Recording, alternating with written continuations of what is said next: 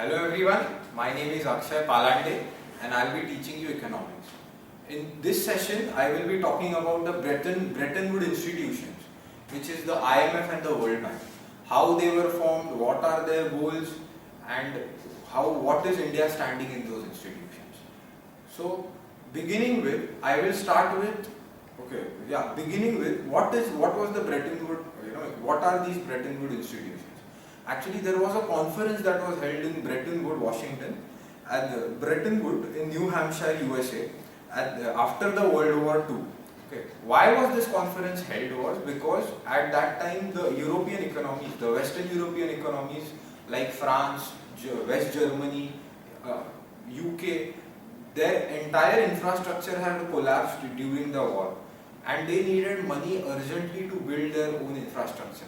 For this exact reason, the world leaders met together and formed two institutions, that is IMF and World Bank. These institutions were supposed to control the money, they were supposed to provide the money to these Western economies. But after the Marshall Plan, that is after this thing was the money that was supposed to be provided to these Western institutions was under Marshall Plan. And after the Marshall Plan was executed, as in when the infrastructure of these economies was back to normal, when their employment, when they started having their own industrial complexes, the IMF and World Bank, they started diversifying into providing loans to other people. They started diversifying in their functions. I'll explain to you what these functions are. Okay. So basically, historically, these two institutions were supposed to, especially World Bank was supposed to provide soft loans or loans at a less interest to the Western economies, Western European economies, which had collapsed completely. Okay. But now currently both these institutions have their own different goals and they are pursuing it in their respective ways. Okay. So I'll start with IMF before. IMF, that is International Monetary Fund. Okay. It's based in Washington and its head is usually from the Western European economies. It's either from France or maybe Germany, or you can talk, United Kingdom. It's always from one of these countries. Okay. It's always been a tradition. So what is IMF? IMF was basically formed in 1944. Okay. Currently, it has around 188 members in it. Okay. And IMF is joined, and when you join IMF, the members are given quota guides. Okay. What are these quota guides? Okay. First is subscription. Okay.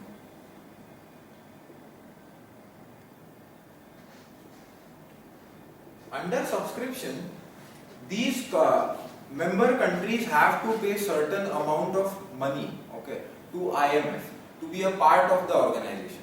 This money is basically paid in two ways.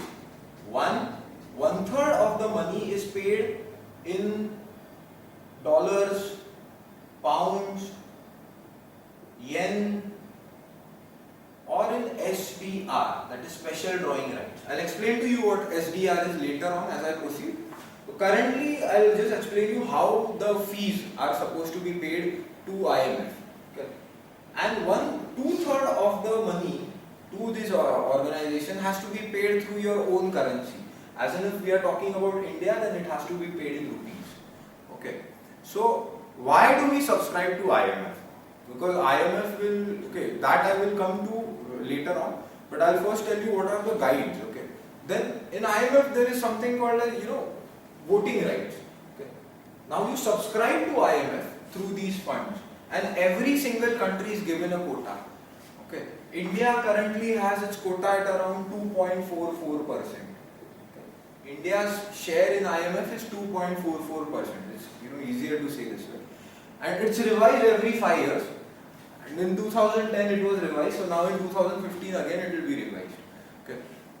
So we have subscribed to the IMF through these two ways. That is, we have paid 1/3 of our fees through international currencies and SDRs, and 2/3 through our own rupees.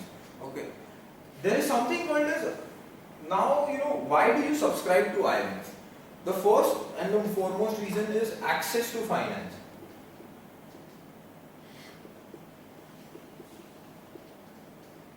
What does the IMF do is, the IMF can provide loans when the government or an economy is in crisis. This happened in India in the 1990s.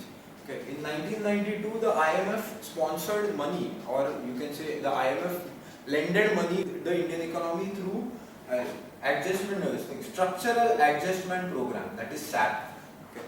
Under this program, there were various guides, various rules that India had to, various conditions you can say that India had to follow. But I'll come to that as we go ahead. But currently, I'm just telling you that IMF provides loans to economies when they are, they are having cash crunches or trade account deficit or balance of payments, crisis. So at such times it is given. And the third thing in IMF that is more important to know is voting rights. Okay. Like in WTO, where the voting rights is one country equals to one vote, IMF has voting rights according to the quotas.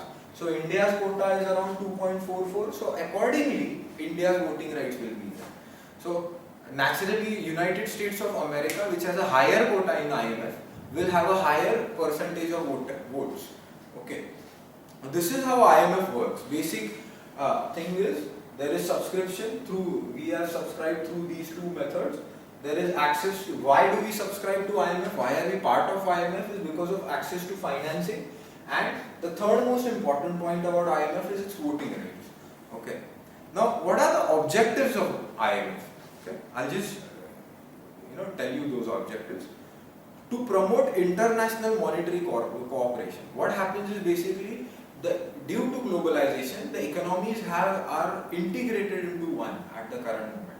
So, when the 2007 crisis happened in United States of America, it did affect most of the economies across the world, except for a few like India, which are not to that extent still integrated with the world economies. So when there was a crisis in United States, it did affect Western Europe, it did affect Northern America itself, including Canada, Mexico. Okay, so the IMF plays a very vital part in in such an integrated economy to coordinate the economy, to coordinate the money. Okay. So what happens is, it makes sure that there is no fluctuations in the supply or demand of money, especially dollars or pounds or yens or euros. So this is its main task. The second task is to facilitate balanced growth of international trade for economic growth of all member countries. Okay. What it does is, it promotes balanced growth, as in, if there is a country that is about to have an economic crisis, it will go and warn that country that your country will have it will go and warn the government of that country that your country will someday have this economic crisis. So please make sure that you check, put it into check. Okay. Then it helps the member countries at times to meet its balance of payment crisis. Okay. This is one of the main things that India was involved in. In 1992, when India had a balance of payment crisis, as in India had just enough reserves to last it for 7 months of imports. So at that time, the IMF gave Indian governments, interest money on certain interest rates on certain conditions as well. Okay. So this is one of the works. Okay. Now IMF is a very large organization, you can say, and it basically has its own, agendas in this as well. Well, how can you say that it has its own agendas? Is basically countries like United States of America or the Western economies, they basically believe in free market.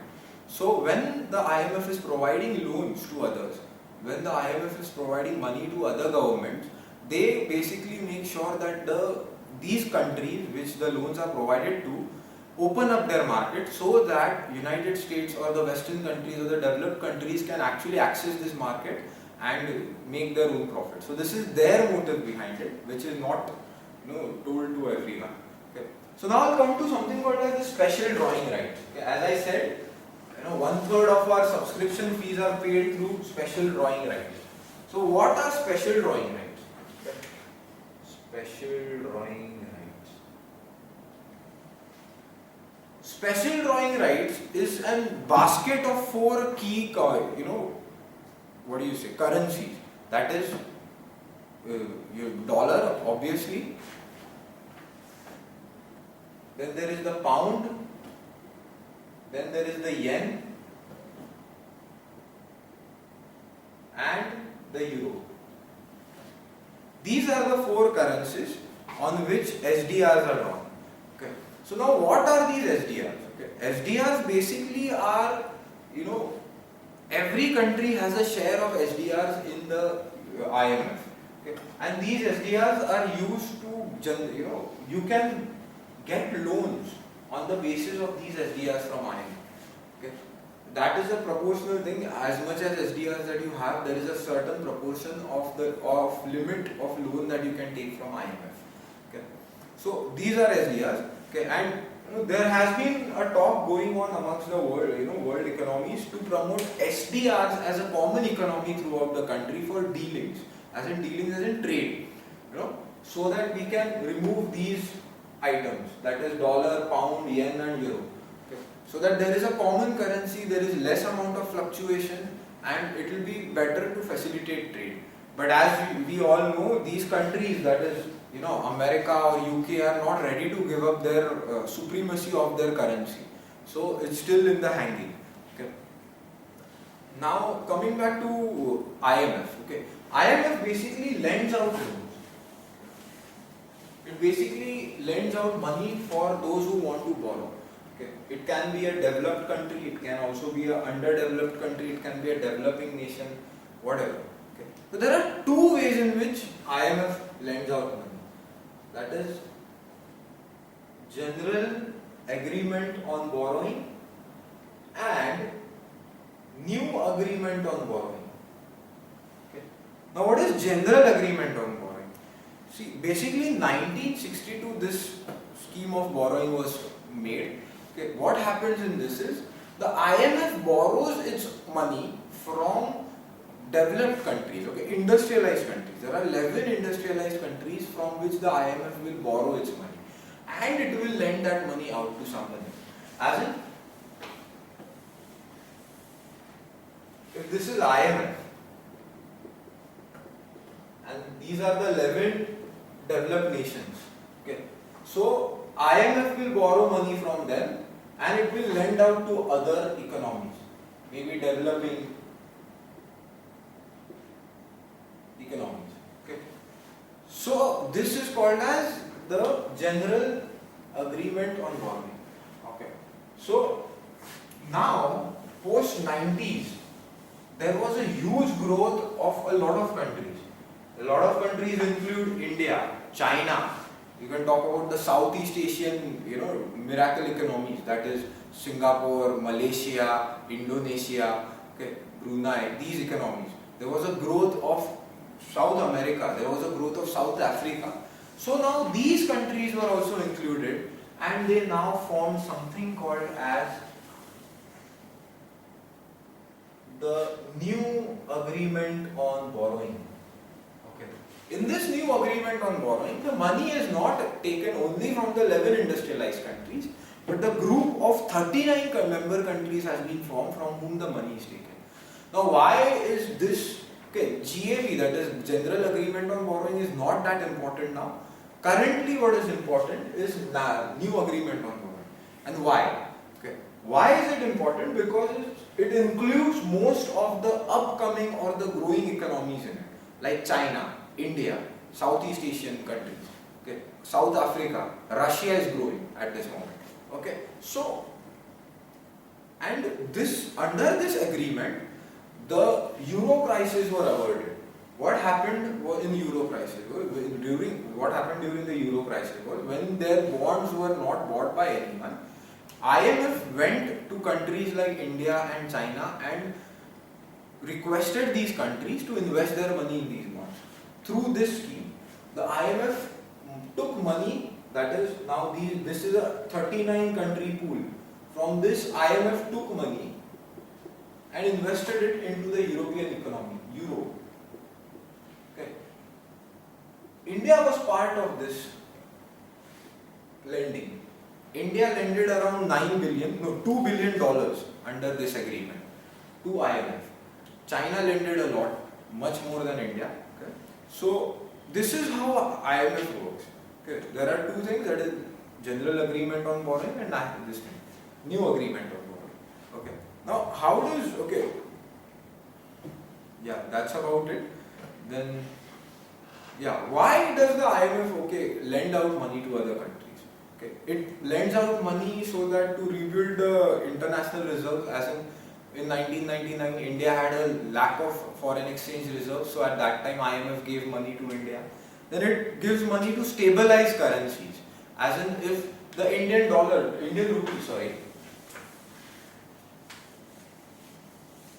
if the Indian rupee today against a dollar is 60 rupees, suddenly because of the lack of dollars in Indian market, it goes on to 68.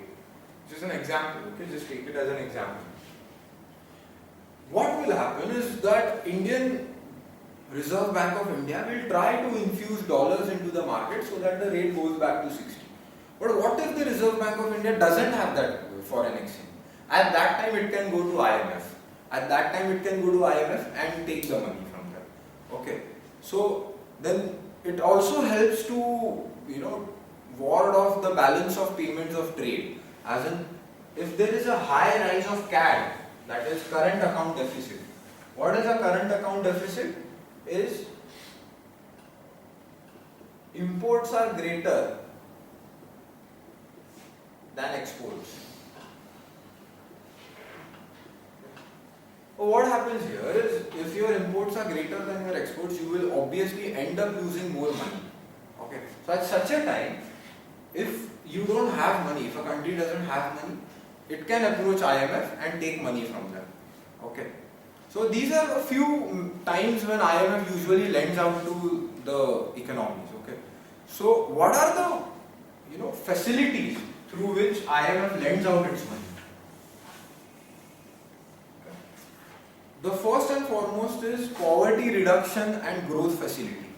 That is poverty reduction, PR, and growth facility. Under this, the IMF lends out money to the poor economies, okay, to ward off their balance of payments, or to because there is foreign exchange is less. Under such things, it usually gives out the money. Then there is something called as the exogenous shock facility. Okay. Under this scheme, the IMF provides financial assistance to low-income group economies when in the case of a global shock. What is a global shock? Is if suddenly the market is deficit, as in the world economy is deficit in dollars, then even low-income countries will also have less dollars. So at that time, the IMF will lend money through exogenous shock facilities. Okay. Then there is something called as standby arrangements. Okay.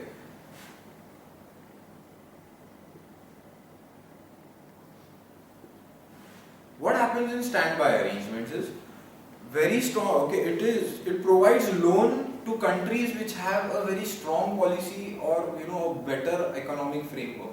Like India, you can take example of India, you can take example of China. Now these countries have strong policies compared to African nations, which are poor. We are not a poor nation, we are a developing nation. So for such nations, money is given to standby arrangements. Okay. Then there is, IMF also lends out money for natural disasters that occur in a country. For example, the tsunami that happened, let's take the example of the Fukushima reactor, the destruction because of the Fukushima reactor. There was an earthquake in Japan. At that time, there was a disaster of the nuclear project of Fukushima in Japan. So, to avert these disasters or to overcome these disasters, relief is provided by IMF through, various agencies. Okay. Then IMF also provides money through extended fund facilities. What is this extended fund facilities is? under this scheme, the IMF will provide loan. Along with that, it will suggest certain different, what do you say? Economic measures that the country has to take care, bring about in its economy. Like it will suggest certain policy measures that the country or the nation has to bring about in its economy. Okay. So these are few facilities through which the IMF lends out money to the country. Okay. It can be poor countries as well as strong, economic developed countries like India. Okay. So this is what the IMF does. It provides money, but there is a glitch in this. What the IMF does is it provides money at a very high interest rates, okay, and it makes the country pay in, it provides money at a very high interest rate, and it tells the economies to open, it tells the country to open up its economy. Okay, for that, I will give you an example of the Indian economy in 1992. What